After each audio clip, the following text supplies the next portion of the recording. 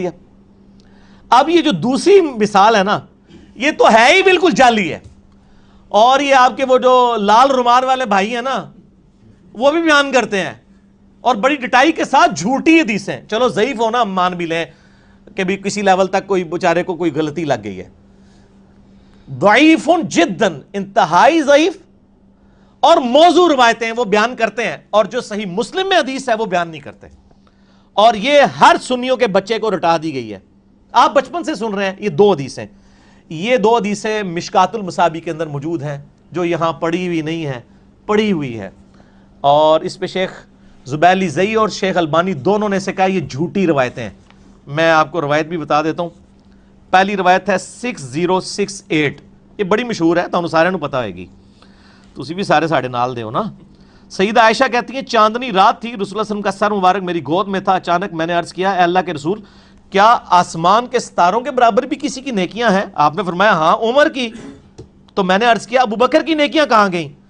تو آپ نے فرمایا عمر کی ساری نیکیاں ابو بکر کی نیکیوں کے مقابلے میں ایک نیکی کے برابر ہیں۔ یہ ہم سن کے کہتے تھے سبحان اللہ، جھوٹ۔ نیچے لکھا شیخ زبیر صاحب نے اسنادہ موضوع، گھڑی ہوئی روایت ہے، اور یہ زبیلی زئی نے نہیں لکھا۔ یہ پہلی تو بات ہے کہ یہ روایت جو ہے وہ رزین کتاب میں ہے، جس کی تو سندی کوئی نہیں موجود ہے۔ پھر بھی انہوں نے کہا اس کتاب کو بھی چھوڑ دیں۔ تاریخ بغداد، خطیب بغدادی کی ایک تاریخ کی کتاب ہے، اس میں موجود ہے۔ اس میں ابن محمد نام کا ایک کذاب راوی ہے، اور اس کے علاوہ اسماعیل نام کا راوی ہے جو موضوع حدیثیں بیان کرتا تھا، اور جس بندے نے یہ حدیث تاریخ بغداد میں لکھی ہے نا، خطیب بغدادی نے، 5ویں صدی ہجری میں بہت بڑے ایک مورخ گزرے ہیں، انہوں نے بھی لکھا ہے حدیث موضوع ہے۔ یہ وہ کہتے ہیں ہماری بھی حدیث لکھی ہوئی ہے، اگے کے لکھے ہوا ہے جعلی ہے، یہ نہیں اگو پڑھ دے۔ حدیث تو حدیث ہوتی ہے، اصلی ہو یا جعلی، ڈگری تو ڈگری ہوتی ہے، اصلی ہو جعلی۔ بھائی حدیث نہیں ہوتی، بخاری مسلم کی متفق علیہ حدیث ہے، جس نے میری طرف کوئی ایسی بات منسوب کی جو میں نے بیان نہیں کی، وہ اپنا مقام دوزخ میں دیکھ لے۔ حدیث کا معاملہ بہت سینسٹیو ہے۔ اے کہانی سی جے، مشکات ہی میں ایک دوسری کہانی بھی ہے، وہ بھی سنیں، وہ بھی آپ کو بچپن سے پڑھائی گئی ہے۔ مشکات میں انٹرنیشنل نمبر کے مطابق 6034 کہ حضرت عمر کہا کرتے تھے جب ابو بکر کا تذکرہ ہوتا تو وہ رو پڑتے اور کہتے میں چاہتا ہوں کہ میرے سارے عمل لے لیے جائیں اور غار ثور کی ایک رات کی نیکی مجھے مل جائے حضرت ابو بکر کی میری پوری زندگی۔ جھوٹی روایت، گڑی ہوئی، اندازہ کریں، سر ضعیف بھی نہیں، ضعیف جداً۔ لکھتے ہیں یہ امام بیہقی نے دلائل النبوہ میں لکھی ہے، اس میں فرات بن صائب جو ہے وہ متروک راوی ہے۔ یہ سب سے بڑی جرح ہوتی ہے کسی راوی کے اوپر، متروک وہ ہوتا ہے جس کی حدیثیں ترک کر دی گئی ہوں کہ یہ اتنا بڑا جھوٹا ہے کہ اس کی کوئی حدیث نہیں لینی، گھڑی ہوئی روایت ہے۔ سر اس کے اوپر تو آپ اللہ اکبر استغفر اللہ پڑھ رہے ہیں نا، اس سے بڑا استغفر اللہ یہ ہے کہ یہ تو تھی جعلی روایتیں جو آپ کے بچوں کو اور مجھے بچپن سے پڑھائی گئیں۔ اور جو صحیح حدیث تھی مسلم شریف کے اندر، کدھر ہے؟ مسلم شریف، موضوعات شریف نہیں، مسلم شریف، صحیح مسلم میں انٹرنیشنل کے مطابق 6222 سیدنا علی کے فضائل کے چیپٹر میں کہ ابو ہریرہ رضی اللہ تعالیٰ عنہ کہتے ہیں کہ غزوہ خیبر کے موقع پر فتح نہیں ہو رہی تھی، اور پوری ڈیٹیل آپ کو المستدرک للحاکم میں ملے گی کہ پہلے حضرت ابو بکر کو بھیجا نبی علیہ السلام نے، لشکر کو شکست ہو گئی، پھر حضرت عمر لشکر لے کے گئے، شکست ہو گئی، 10 سے 14 دن گزر گئے، فتح نہیں ہو رہی تھی، تو نبی علیہ السلام نے فرمایا صحیح مسلم 6222، یہ آگے الفاظ شروع ہو رہے ہیں، کل میں ایک ایسے شخص کے ہاتھ میں جھنڈا دوں گا جو اللہ اور اس کے رسول سے محبت کرتا ہے اور اللہ اور اس کے رسول اس سے محبت کرتے ہیں، یہ اس سے بڑی بات۔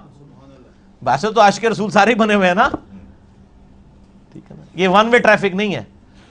تو صحابہ کہتے ہیں ہم پوری رات اس فکر میں سوئے نہیں ہیں کہ یہ خوش نصیب کون ہے، ہر ایک دعا کر رہا ہے یا اللہ میں ہی ہوں۔ اور ابو ہریرہ کہتے ہیں حضرت عمر مجھے اکثر کہا کرتے تھے کہ یہ پہلا موقع تھا کہ مجھے بھی خواہش ہوئی کہ نبی علیہ السلام وہ جھنڈا میرے ہاتھ میں دیں، مجھے کبھی حکمرانی کی تمنا نہیں تھی، لیکن یہ اعزاز ہی بہت بڑا تھا کہ اللہ اور اس کے رسول اس سے محبت کرتے ہیں اور اللہ اس کے رسول سے محبت کرتے ہیں۔ سیدنا عمر کہتے ہیں لیکن نبی علیہ السلام نے صبح مجھے نہیں بلایا، علی ابن ابی طالب کو بلایا، مجھے علی پر رشک رہے گا۔ یہ روایت تھی مسلم کی، یہ کسی سنی عالم کو بھی پتا ہے. میں آن ویڈیو کہہ رہا ہوں, میرے سے پہلے آج تک کسی سنی نے اپنی کتاب میں لکھی ہو ٹاپک بنا کے یا کبھی بیان کی ہو؟ تو سر مسلم شریف میں نے تو نہیں دریافت کی, بس آپ کے پاس پڑھی ہوئی تھی, میں نے پڑھی ہوئی ہے. یہ 6222 JPG بھی لگا دیں گے. پھر ہم پوچھیں گے کہ یہ آپ نے جعلی روایتیں تو لوگوں کو بتائیں. جو مسلم شریف میں روایت تھی کہ حضرت عمر ابو بکر پہ رشک نہیں کرتے تھے, مولا علی پہ کرتے تھے, یہ نہیں بتایا آپ نے. کیوں نہیں بتایا؟ اس لیے کہ آپ فرقہ وارانہ اس حصار کے اندر گھر چکے تھے. ہم نے کیوں بتا دیا؟ کیوں؟ نہ میں وہابی, نہ میں بابی, میں ہوں مسلم علمی کتابی. دیکھیں نا, لوگوں کو جب غصہ آتا ہے وہ گالیاں نکالتے ہیں, ہمیں غصہ آتا ہے تو ہم پیار محبت سے کہتے ہیں ایک دفعہ جھوم کے کہہ دو کہ نہ میں وہابی, نہ میں بابی, میں ہوں مسلم علمی کتابی. ٹھیک ہو؟ نحمده ونصلی علی رسولہ الکریم, اما بعد فاعوذ باللہ من الشیطان الرجیم, بسم اللہ الرحمن الرحیم. جمہور محدثین کی اصطلاح میں حدیث کی تعریف: الحدیث یطلق علی قول النبی صلی اللہ تعالی علیہ وسلم تصریحا وحکما وعلی فعلہ وتقریرہ, ومعنی التقریر هو ما فعل بحضورہ صلی اللہ تعالی علیہ وسلم ولم ينکرہ علیہ او تلفظ به احد من الصحابۃ بمحضر النبی صلی اللہ تعالی علیہ وسلم ولم ينکرہ ولم ینہیہ عن ذلک بل سکت وقرر. نبی اکرم صلی اللہ تعالی علیہ وسلم کے قول کو وہ صراحتاً ہو یا حکماً, اور نبی اکرم صلی اللہ تعالی وسلم کے فعل کو اور نبی اکرم صلی اللہ تعالی وسلم کی تقریر کو حدیث کہا جاتا ہے.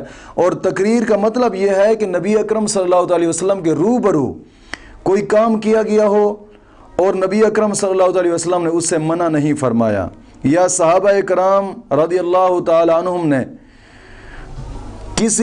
ان میں سے کسی نے کوئی بات کی اور حضور نے اس کا رد نہ فرمایا ہو بلکہ خاموش رہے اور عملاً اس سے ثابت فرما دیا, اس کو حدیث کہتے ہیں. اور اس کے بعد شیخ عبدالحق محدث دہلوی رحمۃ اللہ تعالی علیہ فرماتے ہیں: وَكَذَا يُطْلَقُ الْحَدِيثُ عَلَى قَوْلِ الصَّحَابَةِ وَعَلَى فِعْلِهِمْ وَعَلَى تَقْرِيرٍ وَالصَّحَابِيُّ هُوَ مَنِ اجْتَمَعَ بِالنَّبِيِّ صلی اللہ تعالی وسلم مؤمنا ومات علی الاسلام. شیخ عبدالحق محدث دہلوی فرماتے ہیں اسی طرح اس کو بھی حدیث کہتے ہیں کہ جو صحابہ کا قول ہو یا ان کا فعل ہو یا ان کی تقریر ہو.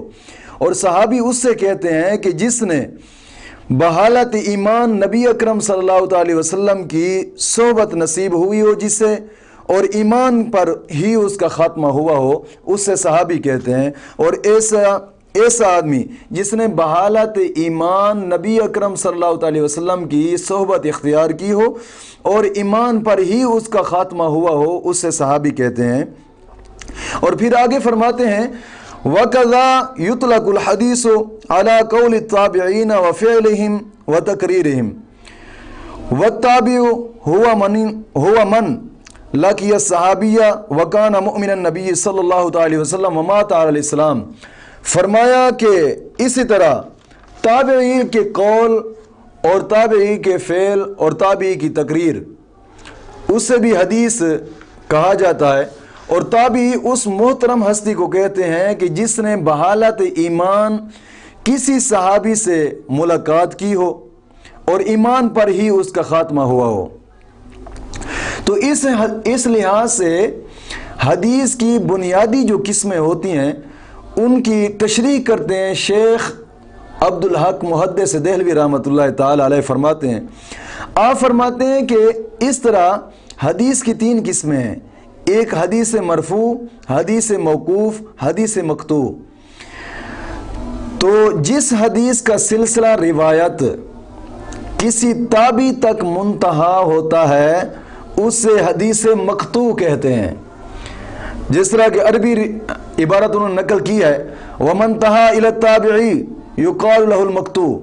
آپ فرماتے ہیں کہ جس حدیث کا سلسلہ روایت کسی تابعی تک منتہا ہو اسے حدیث مقطوع کہتے ہیں۔ اور پھر آگے فرماتے ہیں وَمَنْ تَحَا إِلَى الصَّحَابِ يُقَالُ الْمَوْقُوفِ، جس حدیث کا سلسلہ روایت کسی صحابی تک منتہا ہوتا ہے اس حدیث کو حدیث موقوف کہتے ہیں۔ اور آگے فرمایا وَمَنْ تَحَا إِلَى النَّبِيِّ صلی اللہ علیہ وسلم يُقَالُ الْمَرْفُوعِ، جس حدیث کا سلسلہ روایت نبی اکرم صلی اللہ علیہ وسلم تک منتہا ہوتا ہے اس حدیث کو حدیث مرفوع کہتے ہیں۔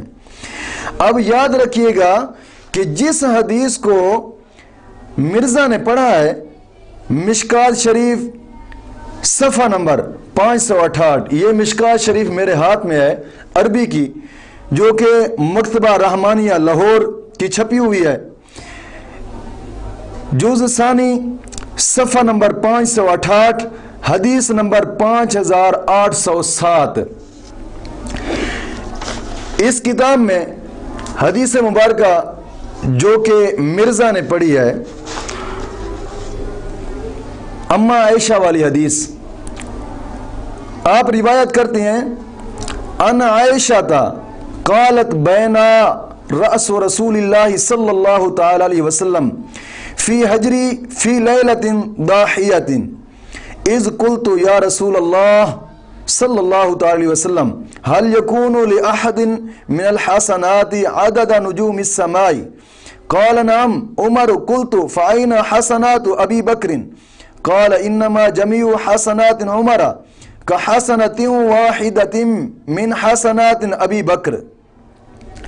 اب اس حدیث کے بارے میں مرزا کہہ رہا ہے کہ جناب جی یہ حدیث جہلی ہے، موضوع ہے، یہ حدیث ہے ہی نہیں، ہمارے بچوں کو یہ حدیث پڑھائی جا رہی ہے۔ بیوقوف، حدیث سمجھنے سے پہلے کم از کم حدیث کی سند اور حدیث کی تحقیق کر لینی چاہیے۔ ایسے صحابہ کے اوپر ایسی بکواس نہیں کرنی چاہیے جو آپ نے یہ بکواس کی ہے کہ اس حدیث کے بارے میں میں اس کی تشریح کر کے پھر اس حدیث کی سند آپ کو بتاتا ہوں۔ اما عائشہ صدیقہ رضی اللہ تعالی عنہ فرماتی ہیں، آپ نے فرمایا فی حجری فی لیلت ضاحیت، نبی اکرم صلی اللہ علیہ وسلم کا سر مبارک ایک چاندنی رات میں میری گود میں تھا۔ اب سمجھیے گا کہ ضاحیتن یہاں سے مراد چاندنی رات، کیا مطلب؟ اس کا معنی ہوتا ہے چمکدار روشن۔ اس سے مراد وہ رات ہے کہ جس میں چاندنی ہو اور بادل نہ ہو، بالکل آسمان صاف ہو، چاند خوب چمک رہا ہو، اس رات کو چاندنی رات کہا جاتا ہے۔ اور اس رات کی طرف اما عائشہ نے اشارہ فرمایا ہے۔ حضرت عائشہ صدیقہ رضی اللہ تعالی عنہ کی گود اس وقت ہم تو کہتے ہیں کہ عرش معلیٰ سے بھی افضل تھی، کیونکہ صاحب قرآن ان کی گود میں سر رکھ کر لیٹے ہوئے تھے۔ اب اما عائشہ نے ایک سوال کیا حضور سے، قلت یا رسول اللہ صلی اللہ علیہ وسلم هل يكون لأحد من الحسنات عدد نجوم السماء؟ اما عائشہ عرض کرتی ہیں یا رسول اللہ صلی اللہ علیہ وسلم آپ یہ بتائیں کہ آسمانوں کے تاروں کے برابر کسی کی نیکیاں ہیں؟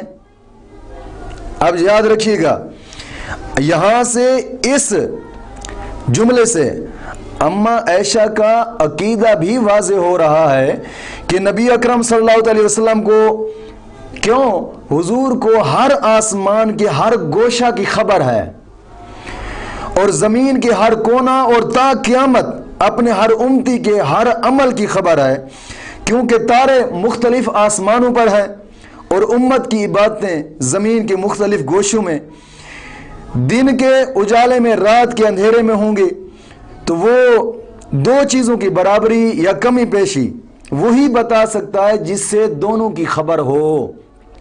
تو یہاں سے اما عائشہ صدیقہ رضی اللہ تعالیٰ عنہ کا عقیدہ بھی واضح ہو رہا ہے کہ اما عائشہ جانتی تھیں کہ آسمانوں کی خبر اور پورے روئے زمین یہاں تک کہ پوری خدائی جو رب نے خدائی بنائی ہے، رب نے اپنے محبوب کو اس کے ذرے ذرے کا علم عطا فرمایا ہے۔ تبھی اما عائشہ یہ سوال کر رہی ہیں کہ حضور بتائیں کہ آسمانوں کے تاروں کے برابر کسی کی نیکیاں ہیں؟ تو پھر آگے حضور نے فرمایا قال نعم، فرمایا ہاں۔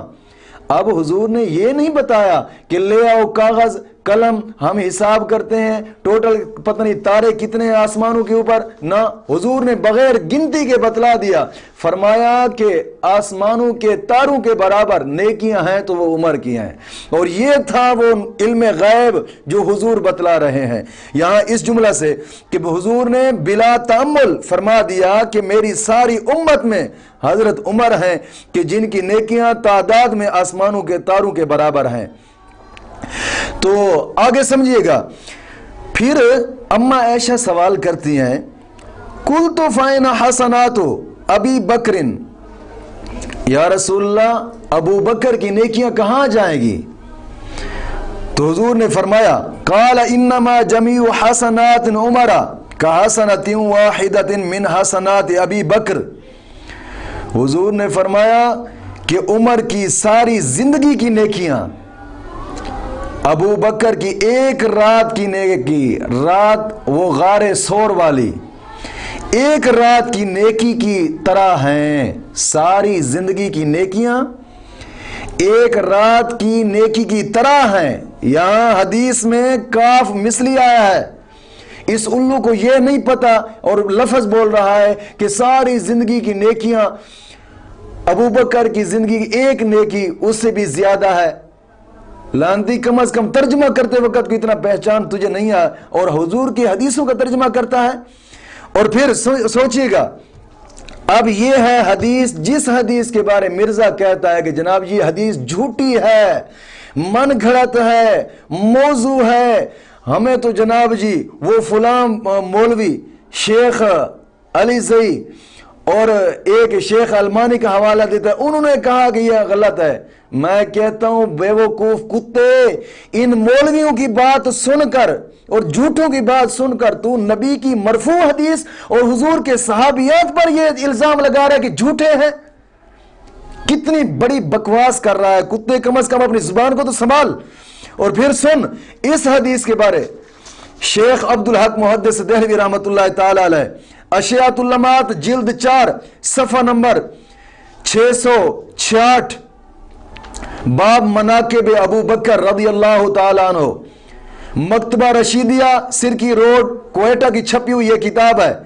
شیخ صاحب نے اس حدیث مبارکہ کو مرفوع لکھا ہے، اور یہ بھی یاد رکھیے گا جو صحابیہ یا صحابی کا قول ہو، تقریر ہو، فعل ہو، تو جناب جی وہ حدیث مرفوع ہے، اور مرفوع حدیث کو تو من گھڑت اور جہالت کہہ رہا ہے۔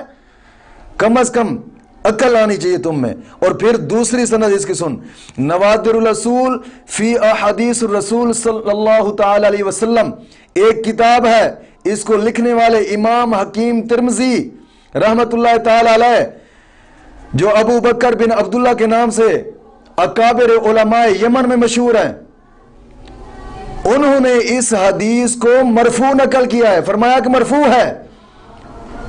کہاں حکیم ترمذی کا علم، اور کہاں شیخ عبدالحق محدث دہلوی کا علم، اور کہاں اکابر علماء اہل سنت کا علم، اور کہاں یہ شیخ علی زئی گستاخ رسول، اور کہاں شیخ المانی جو وہابیت کا چندے پہ پلنے والے کتے، ان کا حوالہ دے کر حضور کے صحابیت پر الزام لگا رہا ہے کہ یہ جناب جی جھوٹا قول ہے، ان کا جھوٹا فرمان ہے اور جھوٹا جناب جی یہ حدیث ہے۔ کم از کم عقل، میں تو کہتا ہوں ان کے سننے والوں کو چاہیے کہ اس پر لعنت بھیجیں بقول اس کے بعد سننے کے۔ اور یہ ایسا جاہل جھوٹا آدمی کہ جو ایسی حدیث حضور کی مرفوع حدیث پر اور حضور کے صحابہ پر یہ بکواس کر رہا ہے، الزام کر لگا رہا ہے کہ جناب جی یہ جھوٹے ہیں اور یہ جھوٹی حدیث ہے۔ کیا نقل کرنے والی اما عائشہ وہ جھوٹی ہیں جن کے باپ کا نادرہ والوں کو پتہ نہیں چلتا، وہ حدیث کو جھوٹا کہہ رہے ہیں؟ کچھ عقل آنی چاہیے۔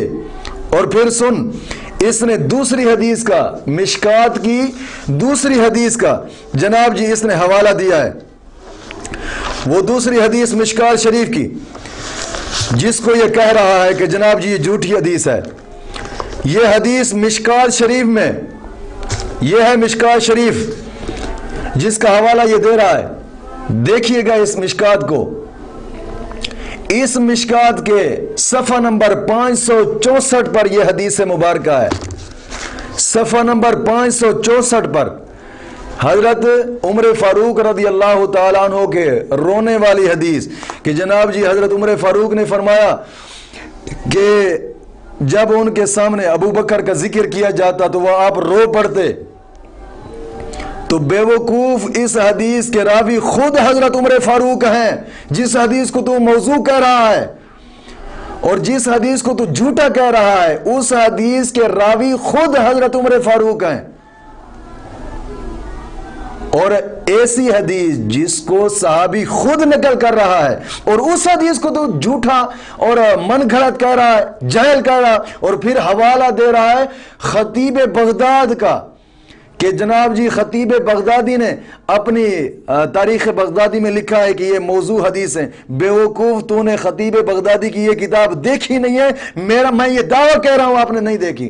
اگر آپ دیکھی ہوتی آپ نے تو کم از کم یہ الفاظ نہ بولتے تو جو تو کہہ رہا ہے، اور کسی نے تجھے لکھ کر دے دی ہیں کتابیں، یہ حدیثیں، تو نے ان پر جو بول دیا سو بول دیا، جس نے جو کہا اسی پہ بول دیا۔ کم از کم حدیثوں کی جناب جی تحقیق کرنی چاہیے، بولنے سے پہلے الفاظوں کو تولو۔ اور پھر جو تیسری حدیث تو بیان کر رہا ہے کہ جناب جی مسلم شریف والی وہ حدیث کہ حضرت عمر فاروق یہ کہہ رہے ہیں کہ مجھے تو رشک آ رہا ہے حضرت علی پر کہ نبی اکرم صلی اللہ علیہ وسلم نے جھنڈا علی کے ہاتھ میں دیا ہے، اور یہ حدیث میں بیان کر رہا ہوں، کسی عالم سنت کے علماء اہل سنت میں سے کسی نے بیان نہیں کی اور نہ ہی کسی نے لکھی ہے۔ الو، تو نے علماء اہل سنت کی کتابوں کا مطالعہ ہی نہیں کیا ہے۔ یہ ہے شرح صحیح مسلم، لکھنے والے غلام رسول سعیدی صاحب، انہوں نے اس حدیث کو نقل بھی کیا ہے۔ صفحہ نمبر 952 یعنی 952 اور جلد 6، اس میں اس حدیث کو انہوں نے تشریح کے ساتھ لکھا بھی ہے، اور کافی سارے علماء نے اس حدیث کو تشریح بھی کیا ہے، بیان بھی کیا ہے۔ ہم الحمدللہ علماء اہل سنت اس حدیث کو سرآنکھوں سے مانتے ہیں، اور یہ مت کہیں کہ میں بیان کر رہا ہوں کسی اور نے، بڑا تو عالم دین آ گیا ہے۔ اور انشاءاللہ العزیز آج سے مرزا کے ہر کلب کا آپریشن کیا جائے گا۔